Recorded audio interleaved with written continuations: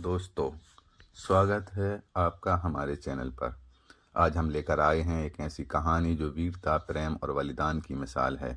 महाराजा पृथ्वीराज चौहान की जीवन गाथा। पृथ्वीराज चौहान, जिसे राय पिथौरा के नाम से भी जाना जाता है, 12वीं शताब्दी के एक महान राजपूत राजा थे। उनकी कहानी न केवल युद्धों की है बल्कि एक प्रेम कथा की भी, जो आज भी लोगों के दिलों में बसती है। तो चलिए शुरू करते हैं उनकी जीवन यात्रा। पृथ्वीराज चौहान का जन्म 28 मई 1166 ईस्वी को अजमेर, वर्तमान राजस्थान में हुआ था। उनके पिता सोमेश्वर चौहान अजमेर के शासक थे और माता का नाम करपुरा देवी था। बचपन से ही पृथ्वीराज में असाधारण प्रतिभा थी। वे कुशाग्र बुद्धि वाले थे और युद्ध कला, तीरंदाजी, घुड़सवारी जैसी कलाओं में निपुण हो गए थे।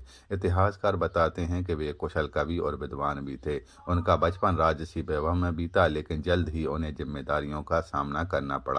1177 ईस्वी में जब पृथ्वीराज मात्र 11 वर्ष के थे, उनके पिता सोमेश्वर की मृत्यु हो गई। इसके बाद वे अजमेर और दिल्ली के दोहरे राजधानी वाले चौहान साम्राज्य के शासक बने।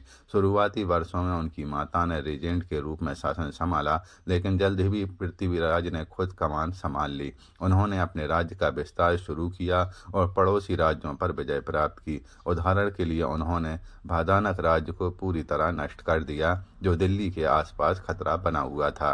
पृथ्वीराज एक महान योद्धा थे।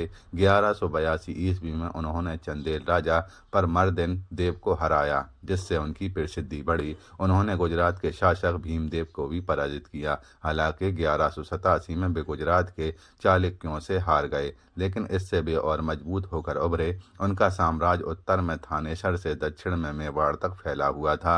पृथ्वीराज ने कई राजपूत कबीलों को एकजुट किया और अपने राज्य की रक्षा के लिए हमेशा तैयार रहे। अब आते हैं पृथ्वीराज की जीवन की सबसे रोमांचक हिस्से पर, उनकी और संयोगिता की प्रेम कहानी। संयोगिता, जिन्हें समयुक्ता भी कहा जाता है, कन्नौज के राजा जयचंद की पुत्री थीं। जयचंद और पृथ्वीराज के बीच पुरानी दुश्मनी थी, क्योंकि पृथ्वीराज ने जयचंद को सर्वोच्चता स्वीकार नहीं की। लेकिन संयोगिता पृथ्वीराज के चित्र को देखकर या उनकी वीरता की कहानियां सुनकर उनसे प्रेम कर बैठीं। दोनों ने गुप्त रूप से संदेशों का आदान प्रदान किया। जयचंद ने संयोगिता का स्वयंवर आयोजित किया, लेकिन पृथ्वीराज को आमंत्रित नहीं किया। अपमान करने के लिए उन्होंने पृथ्वीराज की मूर्ति को द्वारपाल के रूप में स्थापित किया। स्वयंवर में संयोगिता ने सभी राजकुमारों को अस्वीकार कर मूर्ति को माला पहना दी। तभी छिपे हुए पृथ्वीराज बाहर आए और संयोगिता को घोड़े पर बैठाकर ले गए। इस घटना ने जयचंद को क्रोधित कर दिया और दोनों के बीच युद्ध हुआ, लेकिन पृथ्वीराज की वीरता ने उन्हें सुरक्षित रखा।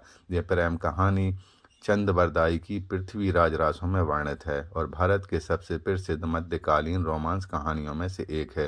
पृथ्वीराज के जीवन की सबसे महत्वपूर्ण घटनाएं तराइन के युद्ध हैं। 1191 ईस्वी में मोहम्मद गौरी ने भारत पर आक्रमण किया। पहला तराइन युद्ध ताराबड़ी, वर्तमान हरियाणा के पास हुआ, जहां पृथ्वीराज ने राजपूत सेना के साथ गौरी को बुरी तरह हराया और उसे घायल कर भागने पर मजबूर कर दिया।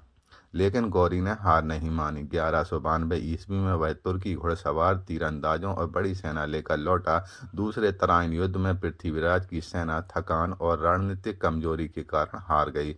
पृथ्वीराज को बंदी बना लिया गया और बाद में उनकी हत्या कर दी गई। इस हार ने उत्तरी भारत में मुस्लिम आक्रमणों का द्वार खोल दिया। फरवरी 1192 में पृथ्वीराज की मृत्यु हो गई। उनकी मृत्यु के बाद उनका पुत्र गोविंदराज अजमेर का कठपुतली शासक बना, लेकिन पृथ्वीराज की विरासत आज भी जीवित है।